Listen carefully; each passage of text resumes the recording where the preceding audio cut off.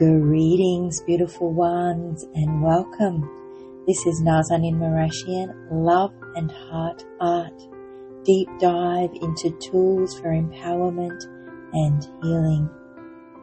In this episode, I want to explore how healing can happen in relationships.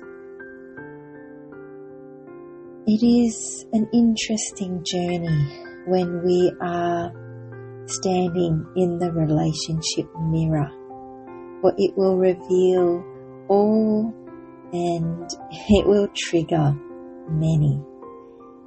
October for me has been a very juicy month, to be honest. I am truly stepping into my Venus era. I feel the softening and the opening of my heart and the confidence in allowing myself to be seen and to be loved. It is a testament to how much healing and emotional safety I feel firstly within myself. And as I become clearer about who I am, I also understand better what I want to experience in my life. I notice, particularly in this moment in time, the way my relationships ebb and flow with me. That every person that crosses my path is indeed showing me something, and I take value in this interaction. Whilst it is near impossible to plan everything in life, I know that there is a plan. I continue working on self-love and self-respect in every moment, and in my relationship with myself and in my opportunity to practice with the other this self-love, I am strengthening my yes and my no. And really, if it's not a hell yes, then it's a no. Simple. Sometimes we overthink things. We attach to how someone made us feel and how spectacular the moment was. We attribute all the excitement to the other. What if, in fact, it was you seeing your wonderful self? What if actually you were fully embodied in your alignment in that moment, and that's all that amazing feeling was? And relationships give us a window into the self, and a beautiful aspect of being in relationship is the emotional safety and vulnerability that a non-judgmental perspective brings. And healing is a journey rather than a destination. All of our relationships show us how far we are on this journey.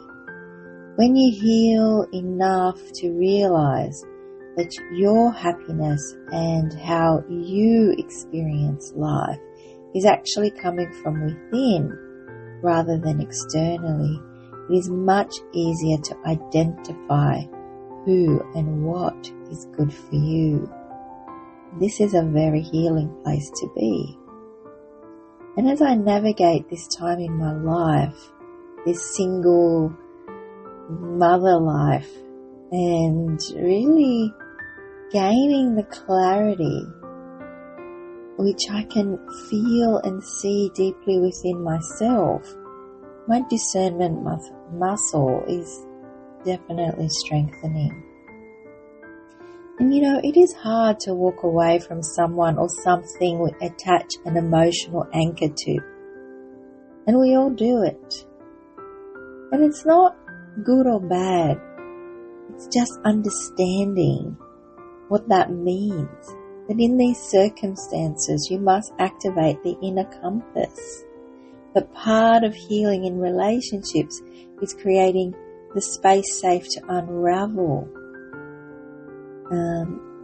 However, it is always you who needs to stitch yourself back together. It is always you.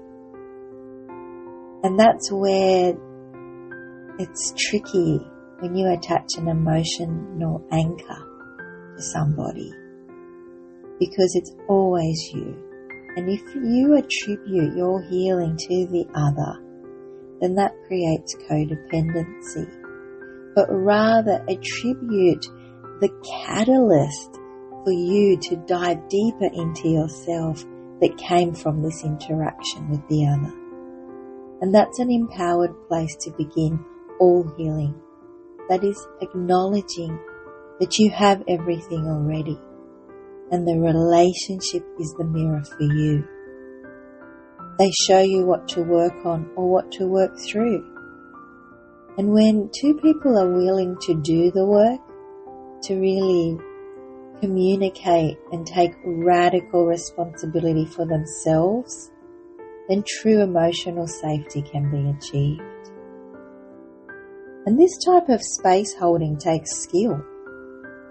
To be grounded enough to hold your silence and allow the other to express and confess.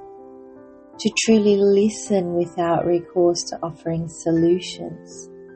This form of active listening, this way of witnessing the other in relationship, very powerful and very healing. And as I move through my many layers of self-inquiry, the long life journey into me, I can see with clearer vision the power and potency that healing in relationship has. And it needs a degree of detachment. We don't need to suffer endlessly, or at all in fact. Understanding the role of the people in our lives and ours in theirs. It's an exchange. We are all learning in all ways. And understanding and honouring the moment as the moment. Not all people are there for the harvest. Some are there to help you plant the seed. Others come and tend to the soil. And some are watering you. And vice versa, you for them. All of these moments in time are part of the growth of you. Seeing value in all of these interactions with detachment is the guiding principle of healing in relationships.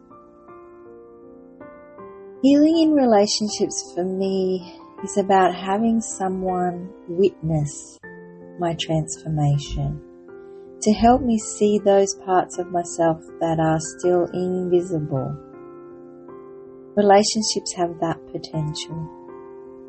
I have learned a lot about my capacity to give and receive love, and I continue to refine my boundaries and strengthen my voice. I can now see how this has given me strength to be soft.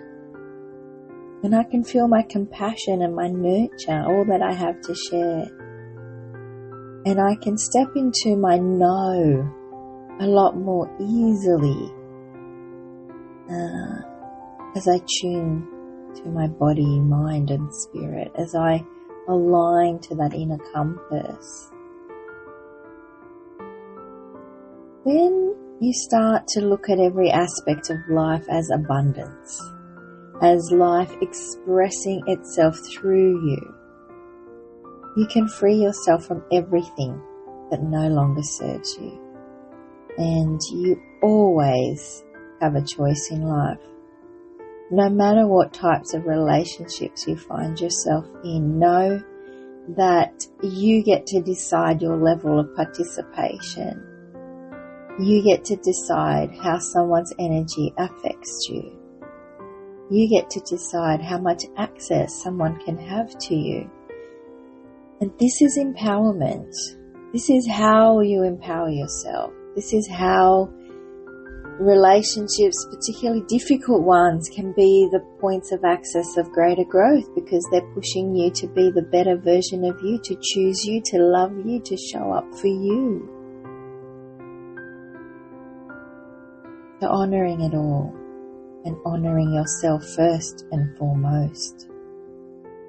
But this is the path to healing. in relationships. I hope you have enjoyed this episode, and if you have, please do like, share and subscribe for more. And I invite you all to tune into your relationships and that relationship with your own self. Allow spaciousness for healing to happen. Be kind and be gentle. Until next time, beloveds, this is Nazanin Marashian, Love and Heart Art.